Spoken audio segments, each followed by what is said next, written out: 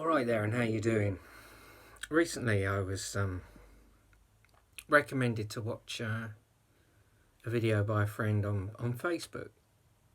All social media is something that I'm trying to avoid to the best of my ability, but I'm human and I'm curious, and I think I've explained my reason for having social media 1,000 times. I live a very long way from anybody who truly knows me, at least 200 miles, and it's my only connection with a lot of people that I care about. I watched one video, it led into another, which led into another, which led into another, all of which had an advert, a mid-roll advert. And I found myself realising I'm really uncomfortable with what I'm watching slowly but surely. Found my sort of sense of, oh dear, the world out there is pretty hideous, isn't it? And adverts tended to be sort of erring on the side of sort of quite cautionary tales about things that might go wrong in your life that they can rectify. At one point I was reminded I'm going to die and it's best to not leave a mess for your loved ones to clear up and to get a funeral plan.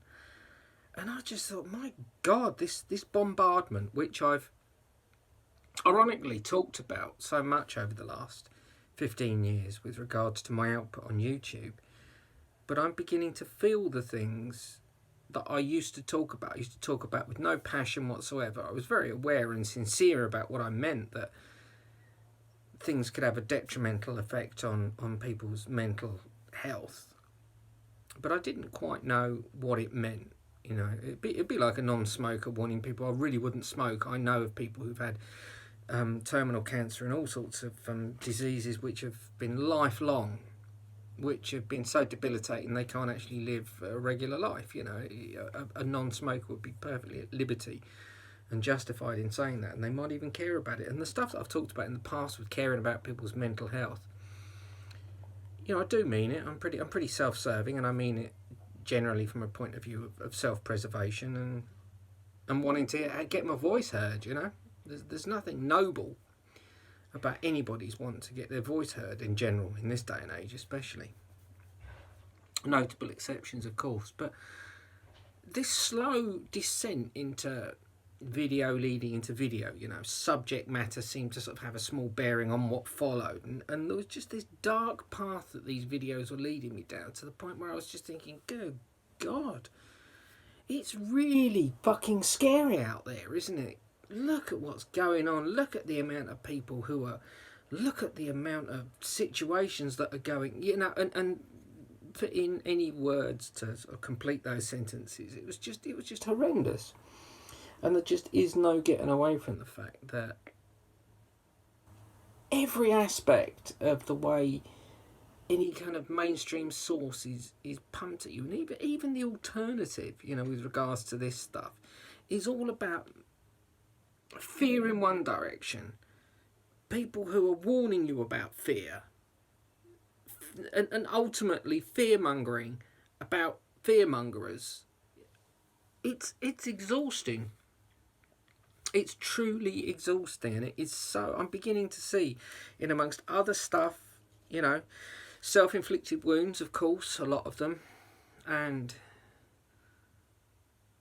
the media, the alternative media, the what passes for information on social media and YouTube and the like. It's so toxic, and do you know what? I'm loath to use that word. So many things get overused, so many words I should say get overused at this point in history, and toxic is one of them. There's something, my warning hackles immediately go up. If I'm talking to somebody, go, yeah, and the situation was really toxic, I just think, oh, no, this person doesn't think for themselves. They've got a convenient buzzword for a feeling that is trendy. I can't stand. And, a lot of people could say, well, you've got old and boring. But even when I was young, youth culture, I was involved in like punk rock and metal and the protest scene, and there were certain buzzwords, even down to people calling each other man. Couldn't do it. Couldn't be a part of it. I found it uncomfortable. I found it very suspicious that just because you've got your dreadlocks and your nose ring and your little manifesto of how you're meant to behave, that everybody calling each other man is a fashion accessory. It's something at some point that you decided to do, isn't it? You know, it's like growing up and everybody calls each other mate. There's a standard, you know. Doesn't really need much thinking about, but to call each other man, there's a decision made there, isn't there? Right, I'm involved in stoner sort of social settings. I'm a bit of a hippie, bit of a punk. You know, I want to be a bit relaxed. I'll decide to call everybody man. You know, it's a decision as opposed to something that's just there and that you absorb. It's an accessory initially. It becomes part of your vocabulary, of course, in a very sort of natural way.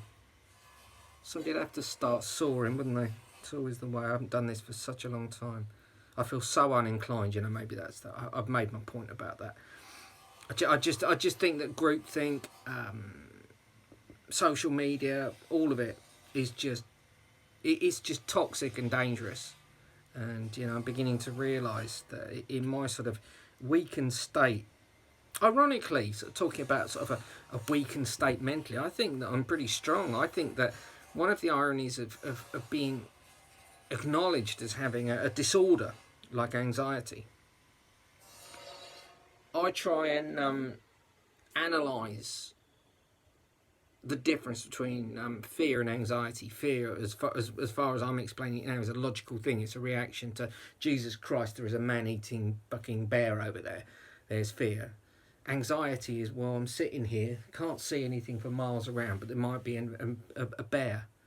It's highly unlikely I'm sitting in the middle of England, but there could be one. There's anxiety. It's not rational necessarily. And, you know, slowly but surely watching these videos, I was just thinking, God, I actually don't really fancy being a part of all this. This is horrible. And I'm realising that I'm being treated and acknowledged as having a disorder of anxiety, but all of the things, when I think about it, that are fears, in fact, are perfectly rational. I don't want to go into them because it's just too personal, you know, but and I shouldn't have to, but it's really weird to think that the way, after 50 years of it, I'm reacting to things that have become standard in life. Oh, it's a disorder. It's something which we can treat you for. What logical fears about stability, about family, about life, about death, you know, all of it. It's reacting logically to a completely feasible and tangible threat is a disorder. I don't get it. You know, I don't get it. I think that how I am reacting to the impetus and the self-inflicted wounds, of course, you know, I take that on board as 50% of this. It's not a disorder. It's a perfectly rational response to a highly anxiety-giving, ongoing, tangible, real situation, or a series of situations. And you know, that's hard enough to manage. That reacting to a situation that is a literal chemical response, or there's something to be scared of, better fear it. Well, you don't choose, do you? You just do fear it. But it's when, you know, it's at a point in your life where the anxieties and the fears have overtaken the sort of optimism. Name one thing in my fucking life I've got to be optimistic about. Seriously. I don't see it. There are the tiny notable exceptions, of course. But the way our world is structured, an overwhelming sort of sense of fears about and trepidation about future that we can't control is a completely logical response in my book.